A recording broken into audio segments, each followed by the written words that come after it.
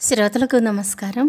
ఇప్పుడు నేను చందమామ నుంచి విడిపోయిన నిద్రమత్తు మరియు చిలుక పలుకు అనే ఒక 2 చిన్న కథలు చదివి వినిపించబోతున్నాను. ముందుగా శ్రీ పివిఎస్ జగన్మోహనరావు గారి రచన విడిపోయిన నిద్రమత్తు. పాలేరు పోలయ్యకు లేక ఒక కొడుకు పుట్టాడు. వాడికి సోమయ్య అని పేరు పెట్టి పోలయ్య ఎంతో గారాబంగా పెంచాడు. సోమయ్య పెద్దవాడవుతున్న కొద్దీ తండ్రికి అన్ని పనులలోనూ సహకరిస్తూ వచ్చాడు. అయితే సోమయ్యలో ఒక దురలవాటు ఉండేది. వాడు జాము పొద్దెక్కి కానీ నిద్రలేచేవాడు కాడు. నిద్రలేచినాక తండ్రికి అన్నం తీసుకుపోయి పొలంలో తండ్రితో సమంగా పాటుపడేవాడు. తన కొడుకు శ్రమపడుతున్నందుకు పోలయ్యకు సంతోషంగానే ఉండేది. కానీ పొద్దుట లేవలేని వాడిని ఎవరు పనిలో పెట్టుకుంటారు? తన తరువాత సోమయ్య గతి ఏమి కాను?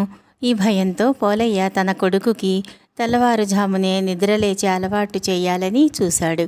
కానీ పోలయ్య ప్రయత్నాలు ఫలించలేదు.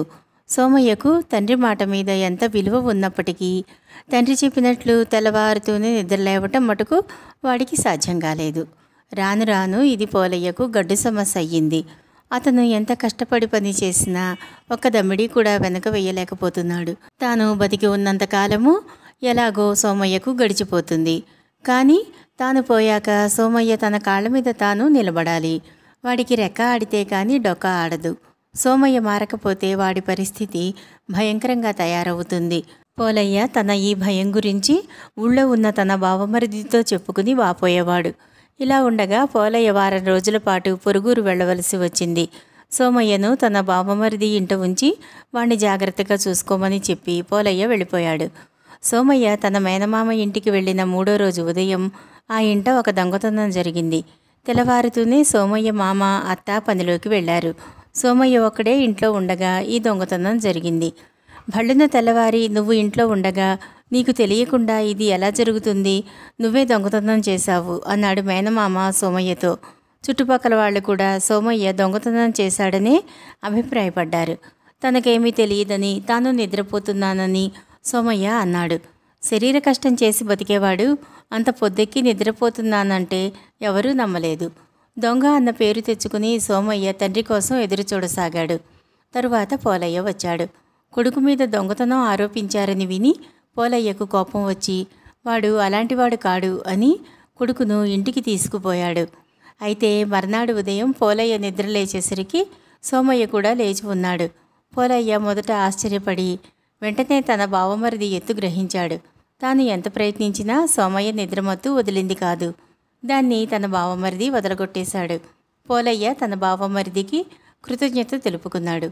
చూడు బావా, ఈ కాస్త దానికి ఎంత తతంగం చెయ్యవలసి వచ్చిందో, అందుకే మొక్కగా ఉండగానే వంచాలి, మానును వంచటం కష్టం అన్నాడు పోలయ్య బావమరిది. ఈ కథ ఇంతటితో సమాప్తం. 2వ కథ చిలుక పలుకు. ఈ కథను శ్రీ ఏ ఫణికుమార్ గారు రచించారు. ఒక ఊళ్ళో కొంచెం ఆస్తిపరురాలైన ముసలావిడ ఉండేది. ఆవిడకు ఒక మనవరాలు తప్ప మరెవరూ లేరు. ముసలావిడ ఆ మనవరాలిని ఎంతో కట్టుదిట్టంలో ఉంచి భయభక్తులతో పెంచుతూ వచ్చింది. అందుచేత మనవరాలికి ఇల్లు బందిఖానాలాగుండేది. ఇంట్లో అవ్వ ఒక రామచిలుక తప్పిస్తే ఇంకెవరూ లేరు. తన 7 పిల్లలు హాయిగా స్వేచ్ఛగా తిరుగుతూ ఆడుతూ పాడుతూ కేరింతాలు కొడుతూ ఉంటే మనవరాలికి ముసలిదాని మీద మంట ఎత్తుకొచ్చేది. కానీ ఆమె అంటే చెడ్డ భయం కావటం చేత ఆ పిల్ల ఆవిడ ఎదుట కుక్కిన పేనులాగా, నోట్లో నాలుక లేని దానిలాగా అమిత అమాయకంగా ఉండేది. ముసలిది లేనప్పుడు మాత్రం ఆ పిల్ల కసికొద్దీ ఈ ముసలిది చచ్చిపోతే బాగుండును అని పైకే అనేసేది. ఈ మాటలు విని విని చిలక నోట పట్టాయి. ఒకనాడు అది ముసలిది వింటూ ఉండగా ఈ ముసలిది చచ్చిపోతే బాగుండును అనేసింది. ఈ మాటలు విని ముసలమ్మ నిర్ఘాంతపోయింది. అస్తమానము పంజరంలోనే ఉండే చిలుకకు ఇలాంటి పాపిష్టి మాటలు ఎలా పట్టుబడ్డాయో ఆమెకు అర్థం కాలేదు. ఎందుచేతనంటే తన మనవరాలికి నోట్లో నాలుక లేదని ఆమె నమ్మకం. తాను తప్ప వేరే దిక్కులేని ఆ పిల్ల అలాంటి మాటలు ఎందుకు ఉంటుంది? ఒకనాడు ఈ ముసలావిడితో పిచ్చాపాటీకి పొరుగింటి ముసలామె ఒకటి వచ్చింది. ఇద్దరు కూర్చుని మాట్లాడుకునే సమయంలో చిలుక ఈ ముసలిది చచ్చిపోతే బాగుండును అనేసింది. ఈ మాటలు విని ఆ సమయంలో మాట్లాడుతున్న పొరుగింటి ముసలావిడ వెలవెలపోయి చెబుతున్న మాట కూడా పూర్తి చేయకుండా లేచి వెళ్ళిపోయింది. ఇల్లుగల ముసలిదానికి తల తీసేసినట్లయింది. ఎలాగైనా చిలుక చేత ఇలాంటి అవాక్యాలు పలకకుండా చెయ్యాలని ఆమెకు తోచింది. సమీపంలో ఒక శాస్త్రులు గారు ఉన్నాడు. వారి ఇంట కూడా ఒక చిలుక ఉన్నది. అందుచేత చిలుకల సంగతి ఆయనకు బాగా తెలిసి ఉండవచ్చు. ముసలిది శాస్త్రులు గారింటికి వెళ్ళి, అయ్యా, మా చిలుక పాపిష్టి మాటలు నేర్చింది. ఎవరైనా ఇంటికి రావటానికి భయంగా ఉంటున్నది. దానికి కాస్త మంచి మాటలు అలవాడే దారి చెబుదురు అని అడిగింది. అదేమంత కష్టమైన పని కాదే. మా చిలుక చాలా మంచి మాటలు మాట్లాడుతుంది. దాని నోట ఎన్నడూ ఒక్క చెడ్డ మాట రాదు. కావలిస్తే మా చిలుకను మీ చిలుక పంజరంలోనే 4 రోజుల పాటు ఉంచుకోండి. దాని నుంచి మీ చిలుక కూడా 4 మంచి మాటలు నేర్చుకుంటుంది అన్నాడు శాస్త్రులు గారు ముసలిదానితో. ఆవిడ శాస్త్రులు గారి చిలుకను తెచ్చి తన చిలుకతో పాటు పంజరంలో పెట్టింది. ఈ పని చేశాక ఆవిడకు పెద్ద బరువు దించేసినట్లు అయిపోయింది. కానీ అంతలోనే ఇంటి చిలుక కొత్తగా వచ్చిన చిలుకను చూసి కళ్ళు ఆర్పుతూ, ఈ ముసలిది చచ్చిపోతే బాగుండును అన్నది. వెంటనే శాస్త్రులు గారి చిలుక తడుముకోకుండా తథాస్తు అన్నది. ముసలావిడకు ఒళ్ళు మండుకొచ్చింది. ఆవిడ పంజరం తెరిచి 2 చిలుకలను వదిలిపెడుతూ పోయి చావండి అని తిట్టింది. ఈ కథ ఇంతటితో సమాప్తం. శ్రీ కె. రాజగోపాల్ గారి షార్ట్ స్టోరీ అసూయ. ఒక ఊళ్ళో రాముడు, రంగడు అనే 2 రైతులు ఉండేవారు. రంగడు పేద రైతు, రాముడు మోతుబరి రైతు. ఒకసారి రంగడు తన పొలంలో కంద వేశాడు. ఆ ఏడు విడ్డూరంగా అతని పొలంలో ఏనుగంత కందదుంప అయ్యింది. అతను దాన్ని రాజుగారికి తీసుకుపోయి బహుమానంగా ఇచ్చాడు. ఆ కందదుంపను చూసి రాజు నిర్ఘాంతపోయి రంగడికి బోలెడంత ధనం ఇచ్చాడు. ఈ సంగతిని విని రాముడు అసూయపడి, ఏనుగంత కందదుంపకే ఇంత బహుమానం ఇచ్చిన రాజుకు ఏనుగును బహూకరిస్తే ఇంకెంత ఇస్తాడో కదా అని ఏనుగును కొని రాజుగారికి ఇచ్చాడు. ఇతనికి ఏమి బహుమానం ఇస్తాం అని రాజు మంత్రిని అడిగాడు.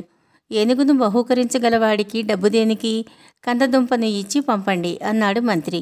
రాజు రంగడి కందదుంపను రాముడికి బహూకరించాడు. కథ సమాప్తం.